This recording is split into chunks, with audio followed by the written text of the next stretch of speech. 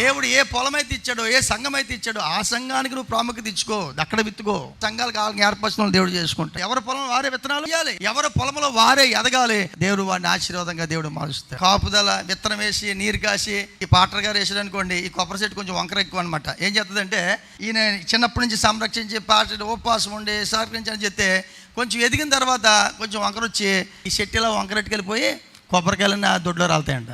కష్టపడి ప్రార్థన చేసి ఈ సేవకుడు ఇంత దాకా ఎత్తైతే ఆ సేవకుడు దగ్గర కొబ్బరికాయలు పట్టడానికి పంట తింటానికి ఇష్టపడుతుంది 10 మందికి. చాలామంది అలాగే ఉంటారు. నీ పంట పొలంలో కాకుండా, నీ కష్టపడేవాడు కాకుండా, నీ తల్లిదండ్రులు పెట్టినాడు ఇంకో తల్లిదండ్రులు పెడతానంటే అర్థమేంటో తెలుసా? నీ బంధువులు పెట్టాడు ఇంకో బంధువులు అంటే నేను పెట్టేది అందరికీ గొప్ప కావాలా? అరే బేదలు నీ సంఘంలో 100 మంది ఉన్నారు, లేని వాళ్ళు చాలా మంది ఉన్నారు, అలాగే పెట్టు.